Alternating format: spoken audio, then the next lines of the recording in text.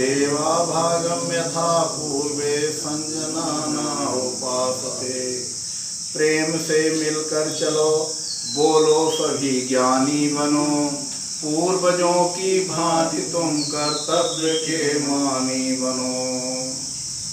अभी हम लोगों ने योग किया और जैसा सभी लोग जानते हैं कि पूरी दुनिया में योग मनाया जाए, पूरे विश्व में योग मनाया जाए, इसके लिए स्वामी रामदेव जी ने अथक प्रयास किया।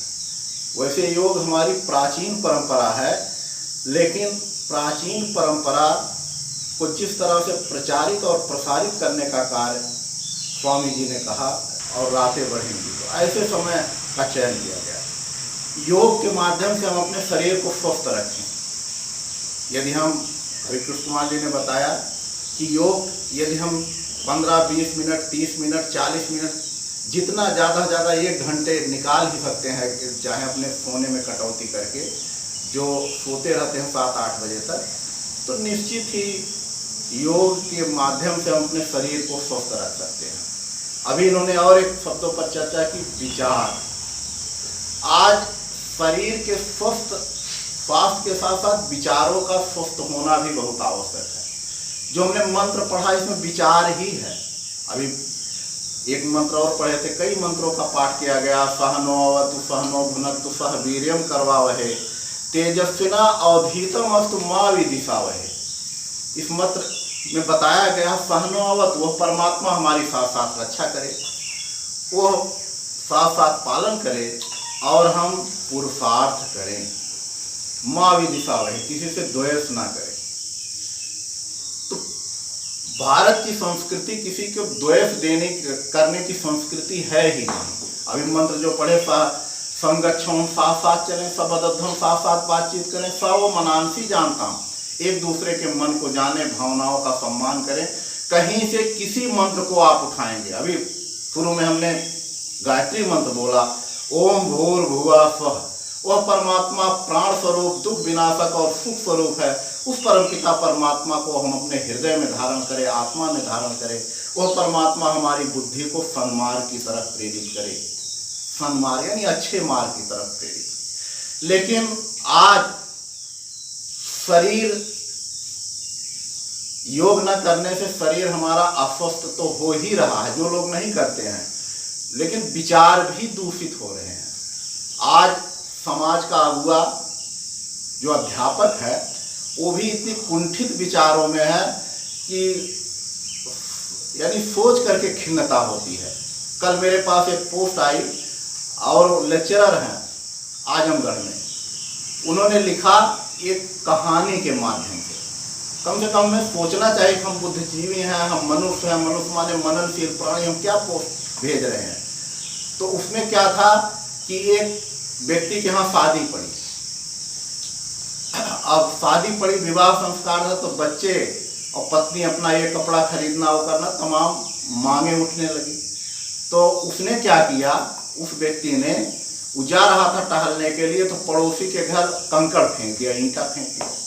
और जब झगड़ा शुरू हो गया, मतलब सब लोग सुलझाने में, तो वो परिवार का जो मुखिया था, बच्चों की मांग करने, जो मांग हो रही थी उसकी पूर्ति करने से बच गया। और फिर उसमें सीधा हिंट किया था, ऐसे हैं हमारे प्रधानमंत्री मोदी जी। वो अध्यापक महोदय लिख रहे हैं, मैंने उनको लिखा कोट करके कि आप बताइए कृपया,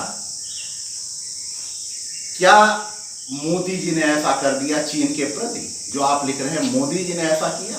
अरे अभी तक की परंपराएं थे, इतिहास को उठा करके देखो तो 62 के पहले से ही बस जवाहरलाल नेहरू जी कहते थे हमको सेना की जरूरत ही नहीं है।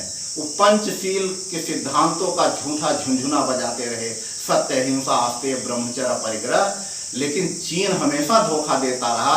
और जो अक्साई चीन के नाम से जाना है, वो भारत का भूभाग है, लेकिन अक्साई चीन, तिब्बत का पठार दलाई लामा, जो एकदम भारत से मदद मांगते हैं, लेकिन भारत हमेशा, और सन 50 के दशक में चीन ने सड़कों का विस्तार कर लिया था। और भारत में इसलिए सड़कों का विस्तार नहीं किया जाता था कि अगर सड़कें बन जाएंगी तो चीनी सैनिक आकर के अटैक कर देंगे। आज उस देश के प्रधानमंत्री ने क्या किया कि 66 सड़कों पर काम शुरू कराया, 66-67 सड़कें, और बहुत तेजी से बनी। गलवान घाटी में जिस सड़क के लिए चाइना ने विवाद किया था, उस सड़क को भी 72 घंटे में यानी पुल बना करके अब वहां से अटैक करने में आसानी होगी। तो ये महत्वाकांक्षा होती है, जैसे कोई व्यक्ति है हमारे मेड़ को काटता हुआ चला जा रहा, हम शांति शांति शांति शांति पीछे खिसकते चले जा रहे हैं, तो झगड़ा कहाँ से होगा? नहीं होगा। यदि कोई स्वाभिमानी व्यक्ति होगा तो गर्व से कहेगा कि मैं 1 इंच जमीन भी नहीं जाने दूंगा।